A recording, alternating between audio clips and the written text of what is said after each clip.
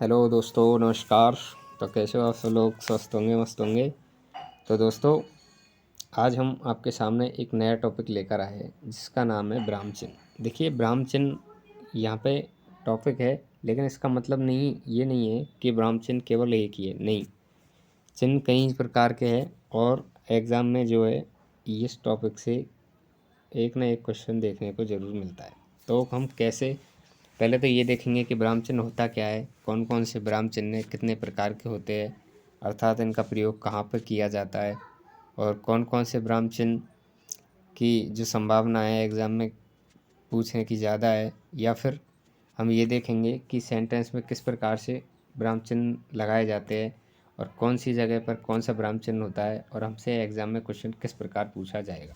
तो देखिए, सर्वप्रथम बात करें कि ब्राह्म चिन्ह, तो ब्राह्म चिन्ह अभी हम समझते हैं कि ब्राह्म चिन्ह तीन प्रकार के नॉर्मली हम देखते हैं। कौन कौन से है? पूर्ण विराम है, चिन्ह कहीं और भी है लेकिन ब्राह्म चिन्ह में देखिए तीन है: पूर्ण विराम, अर्ध विराम और अल्प विराम। अच्छा, इनका क्या कार्य क्या है? तो देखिए, जो पूर्ण विराम होता है, पहली बात तो इनका आइकन देखिए। पूर्ण विराम का आइकन होता है ये, और अर्ध विराम का आइकन होता है एक बिंदी और ऐसे, और अल्प विराम का होता है बिल्कुल ऐसे। अर्थात जब सेंटेंस पूरी तरह से कंप्लीट हो जाए उस जगह पे तो आता है पूर्ण विराम, जहाँ पे सेंटेंस का 100% जो है कंप्लीट हो जाना। अर्धविराम जहाँ पे सेंटेंस आधा तो हो गया हो और आधा बच रहा हो, उस जगह पर आएगा आपके अर्धविराम। और अल्पविराम, अल्पविराम जो है बिल्कुल ही मतलब सेंटेंस में कहीं एक छोटी बात कही गई हो पूरे सेंटेंस में, मतलब अभी 25% भागी जिसकी बात हुई हो और बाकी का बचा हुआ हो, तो उसमें आता है अपना अल्पविराम, जिसका जो है ये है जो चिन्ह है वो अल्पविराम को प्रदर्शित करता है। तो देखिए, सर्वप्रथम हमने ये देखा कि तीन जो है ब्राह्म चिन्ह, लेकिन देखते हैं हम एग्ज़ाम में हमारा क्वेश्चन कैसे आता है। तो देखिए, एग्ज़ाम में हमारा क्वेश्चन ऐसे आएगा, जैसे हमारे पास सेंटेंस होगा कि मोहन मोहन कल ट्रेन से या फिर रेलगाड़ी से, और ये ऐसे यहाँ पे अपन को खाली जगह होगी, उसमें बताएगा कि भाई कौन सा वो है चिन्ह आएगा। जयपुर जाएगा, मोहन कल रेलगाड़ी से जयपुर जाएगा। तो इसमें आधा भाग तो सेंटेंस का ये रहा और आधा ये रहा, और उसमें आएगा अपने अर्धविराम चिन्ह। जैसे कि हमने देखा कि भाई सेंटेंस आधा 50% भाग इधर, 50% भाग इधर, तो उसमें आएगा अपने ये अर्धविराम। तो इस प्रकार से। और जैसे कि दूसरा, राधा खाना खाती है, खाना खाती है, तो उसमें अपने पूर्ण विराम आ जाएगा, क्योंकि एक ही सेंटेंस है, साधारण सेंटेंस है बिल्कुल, तो उसमें आता है अपना पूर्ण विराम। तो इस तरह से हमें एग्ज़ाम में जो है सेंटेंस देखने को मिलेंगे और उनमें हमें बताना है कि किस प्रकार से हम जो है ये चिन्हों का प्रयोग करेंगे। अच्छा, अभी हम देखते हैं कि अल्पविराम की पहचान देख लेते हैं कि अल्पविराम की पहचान क्या है। तो जो, जहाँ, ताकि, क्योंकि, जिसने, अब ऐसे शब्द जब भी आए तो उन ऐसे शब्दों को देख करके और हमें जो है अल्पविराम जो चिन्ह है इसका प्रयोग करना है।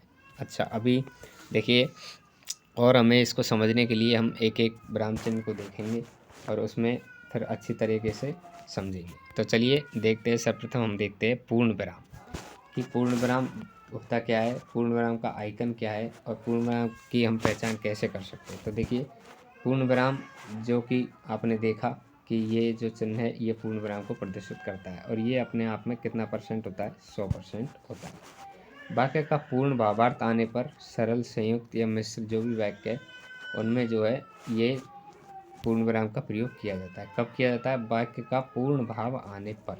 अर्थात जैसे कि राधा खाना खाती है, तो बिल्कुल पूरा वाक्य का पूर्ण भाव आ गया कि भाई राधा क्या करती है? खाना खाती है। तो इस जगह पर क्या लगेगा? जो ये है अपना विराम, ये पूर्ण विराम चिन्ह लगेगा। अच्छा, दूसरी पहचान क्या है कि भाई ये सरल वाक्यों में जो है ज़्यादा प्रयुक्त होता है। सरल वाक्यों में, बिल्कुल सीधे सिंपल जो वाक्य होते हैं उनमें किस प्रकार के चिन्ह का प्रयोग किया जाता है? पूर्ण विराम का। और शीर्षक के पश्चात जो है इसका प्रयोग होता है। शीर्षक के पश्चात जो है पूर्ण विराम का प्रयोग होता है। तो देखिए, तीन पहचान है पूर्ण विराम चिन्ह की, कि वाक्य का वही पूर्ण भावार्थ आने पर ये चिन्ह का प्रयोग किया जाता है। सरल वाक्य का होता है, उसमें जो है ये चिन्ह का प्रयोग किया जाता है, और शीर्षक के पश्चात आता है। अभी देखिए, हम उदाहरण के माध्यम से इसको हम समझेंगे। जैसे कि हमारे पास उदाहरण है, राम गाना गाता है। तो वाक्य का पूर्ण भावार्थ आ गया कि भाई राम क्या करता है, गाना गाता है। तो इस पे यहाँ पे जो है पूर्ण विराम चिन्ह आ गया। ठीक, अभी देखते हैं हम दूसरा कि भाई यहाँ पे पूर्ण विराम ही क्यों आया, हम अल्पविराम क्यों नहीं आया। तो देखिए ये सीधा सिंपल वाक्य, साधारण वाक्य, इसलिए यहाँ पे पूर्ण विराम आया। अभी हम देखते हैं अल्पविराम कहाँ है कि भगत सिंह नहीं रहे, वे अमर हो गए।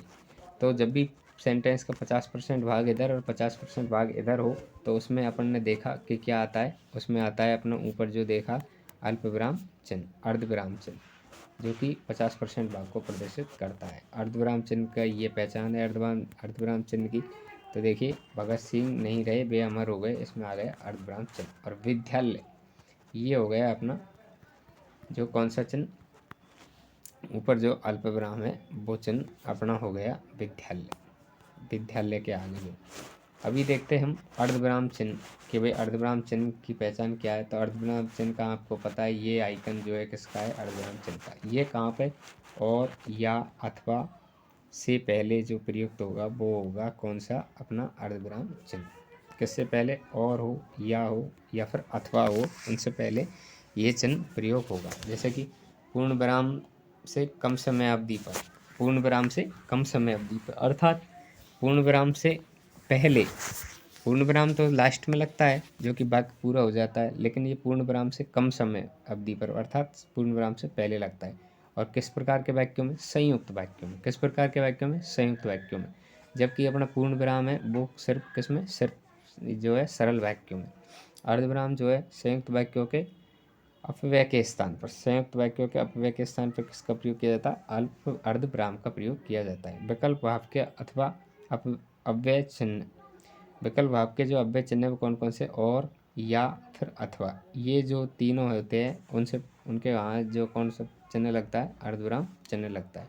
जब कोई नियम बताया जाए, अर्थात किसी सेंटेंस में कोई नियम बताया जा रहा है तो उससे पहले जो है अर्धविराम चिन्ह लगेगा, उदाहरण सूचक से पहले। जैसे कि राम जब राम रेलगाड़ी से कल जयपुर जाएगा, तो रेलगाड़ी क्या है, उदाहरण है कि किससे जाएगा, कि रेलगाड़ी से जाएगा। तो उसमें 50% इधर 50% इधर, बीच में जो चिन्ह लगेगा वो कौन सा लगेगा, अर्धविराम का चिन्ह लगेगा। जैसे अभी हम उदाहरण देखते हैं कि मोहन पुस्तक पढ़ता है और राधा नाचती है।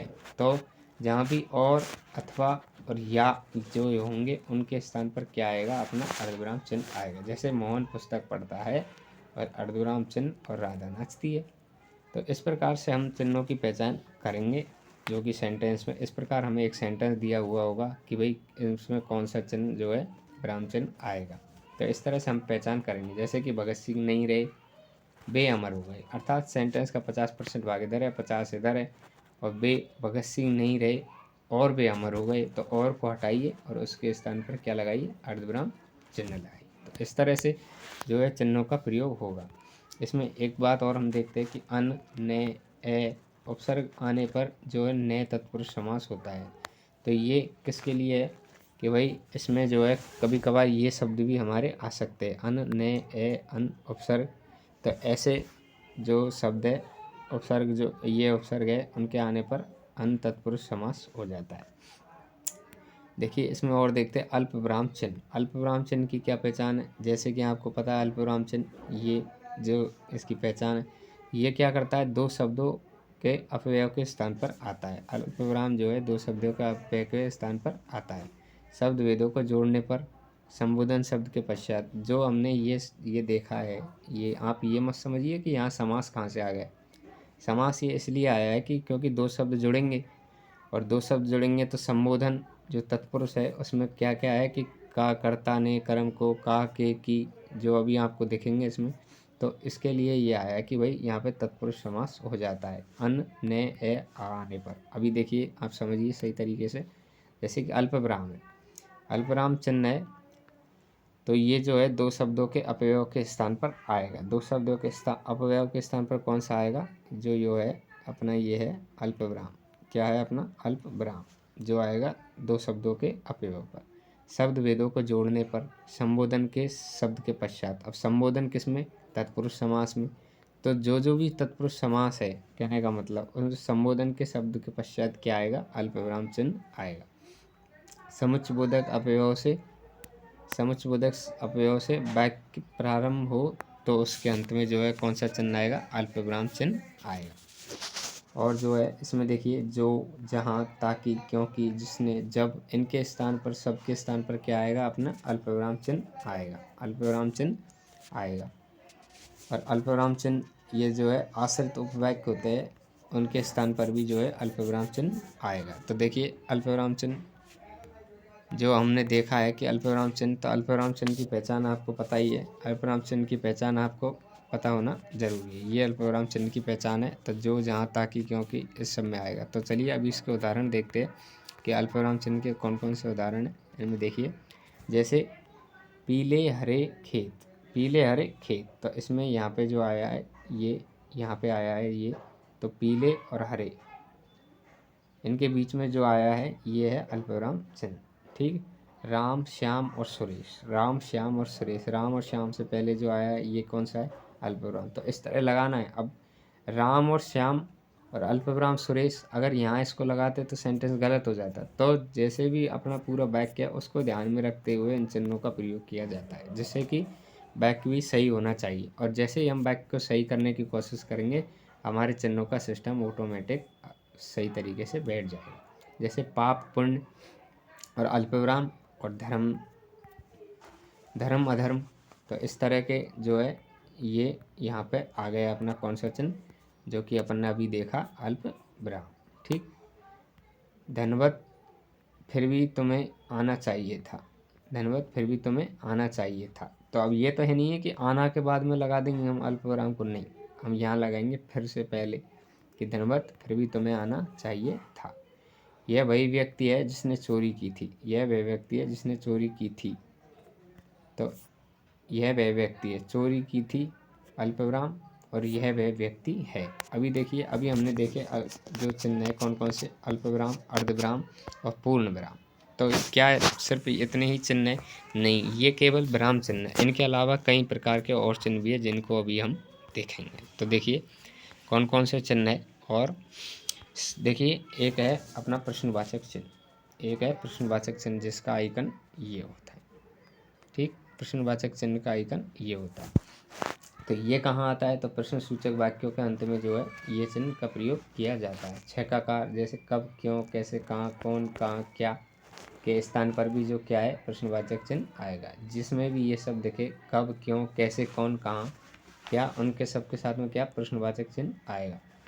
अभी नीचे देखिए एक नोट है कि अज्ञार्थक, जो अज्ञार्थक वाक्यों में प्रश्नवाचक चिन्ह नहीं लगाया जाता। अर्थात ये है इसका मतलब कि भाई अज्ञार्थक जो भी वाक्य है उनमें जो है प्रश्नवाचक चिन्ह कभी भी नहीं लगाया जाएगा। जैसे कि कोलकाता की राजधानी बताओ।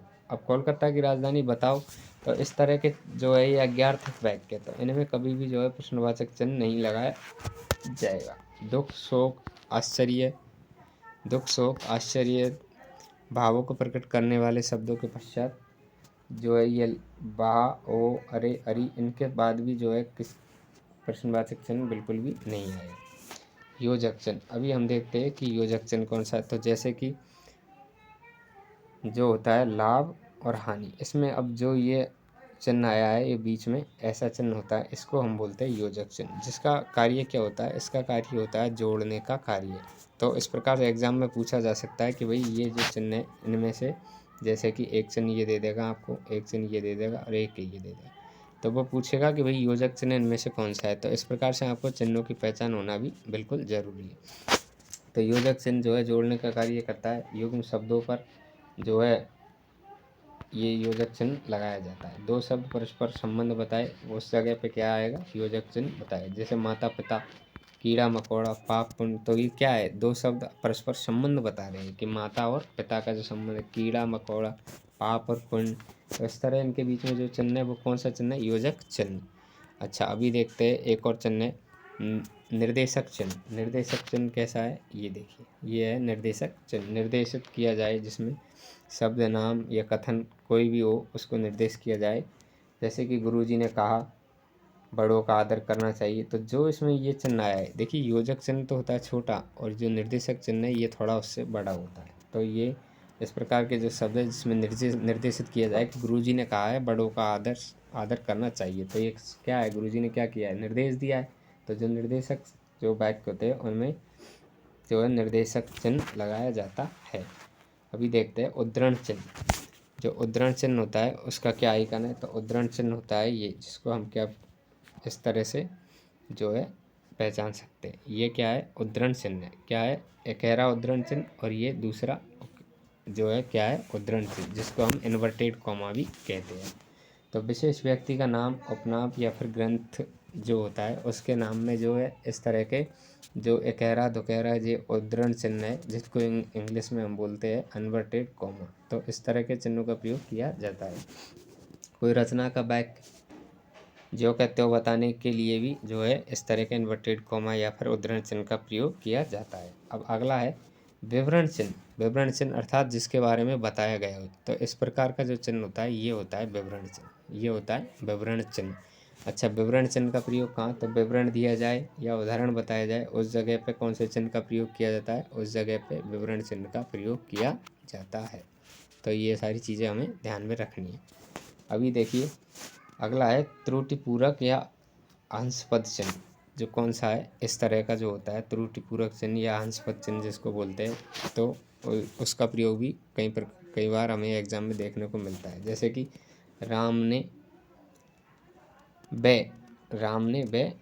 ब्रज मोहन, राम ने मोहन से कहा, राम ने मोहन से कहा। तो इस तरह के शब्द होते हैं, उनमें जो है किस प्रकार का चिन्ह आता है, योजक चिन्ह आता है। राम ने वह मोहन से कहा, राम ने वह मोहन से कहा। तो इसमें योजक चिन्ह इस तरह का, ये अपन को इस तरह का सेंटेंस एग्जाम में दे देगा और यहाँ पे इस चिन्ह के बारे में पूछेगा कि इस चिन्ह का क्या नाम है, अल्पविराम, अर्धविराम, प्रश्नवाचक, उद्धरण चिन्ह। तो हम इसमें क्या करेंगे कि ये है अंशपद चिन्ह। कौन सा है, अंशपद चिन्ह। तो आज की वीडियो में हमने देखा कि जो भी विराम चिन्ह है या फिर और भी जो चिन्ह है जो कि हमारे एग्ज़ाम में काफ़ी महत्वपूर्ण है, जिनके बारे में हमें एग्ज़ाम में पूछा जाता है। तो आशा करता हूँ कि आप सब लोग इन सारे चिन्हों के बारे में जो जान गए होंगे और आपको जो मैंने बताया वो समझ आया होगा। और देखिए मैं फिर आपको बता रहा हूँ कि ये नोट्स है, शॉर्ट नोट्स है, बिल्कुल इससे बाहर कुछ जाने वाला नहीं है। अगर आप इनको अच्छी तरीके से प्रिपेयर करते हो तो इनको बार बार देखिए, नोट कीजिए और अच्छे से समझिए। तो चलिए आज की वीडियो में इतना ही, मिलते हैं किसी नेक्स्ट वीडियो में, तब तक के लिए धन्यवाद। जय हिंद, जय भारत।